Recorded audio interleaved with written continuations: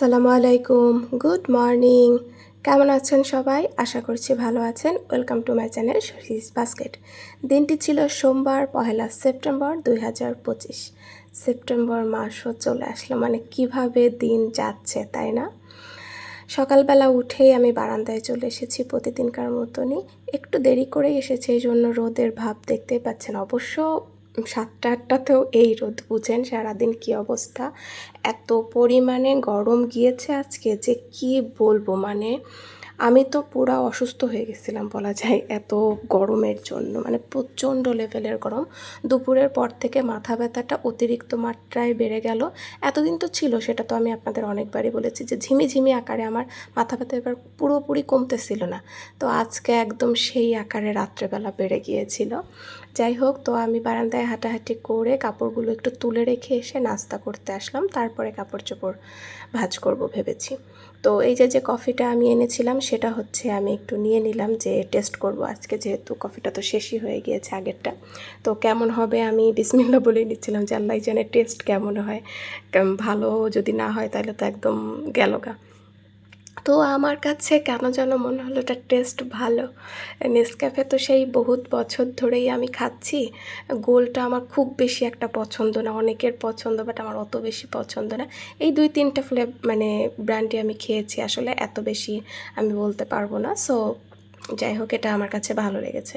তার সাথে আমি আমার নাস্তাটাও রেডি করে নিয়েছি। নাস্তা সেরে আমি যে চলে আসলাম, যে জামা কাপড়গুলো আমি রেখে গিয়েছিলাম সেগুলো এসে এখন ভাঁজ করে আমি রেখে দিচ্ছি।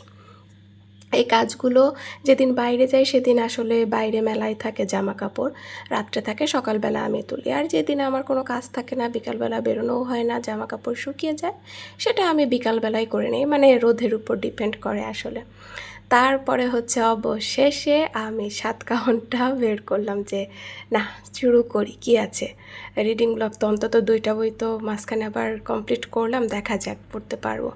আর আমি এই যে দেখতে পাচ্ছেন যে বইয়ের প্রথম পাতা থেকে খুলছি না, আমি কিন্তু সব পড়ি। বই পড়তে গেলে এই বইটা যখন আমার কমপ্লিট হয়ে যাবে, আমি যখন আবার পড়বো বইটা, আমি আবার প্রথম পাতা থেকে পড়বো, এবং এই প্রথম পাতার পড়াটা শেষ করে আমি শেষ পাতা পড়ি আগে। এটা আমার স্বভাব। অনেকেই আছে যে এটা পড়লে তাই, এটা পড়লে তো গল্পের মুডই চলে যায়, বাট আমার সব সময় এই জিনিসটা, আমি কোনো মুভি দেখতে গেলেও প্রথমে কয়েক সেকেন্ড কয়েক মিনিট দেখার পর লাস্ট ফিনিশিং দেখে, সেটা আমার স্বভাব। তারপরে হচ্ছে মানে বেশি সময় পড়তে পারিনি। পড়ার পরে হচ্ছে পাশের বাসার সাথে ছোটোবেলার সঙ্গী, যদি আমার থেকে ছোট, তো ও হচ্ছে আসছে, বিয়ে হয়ে গেছে ওর অনেক আগেই।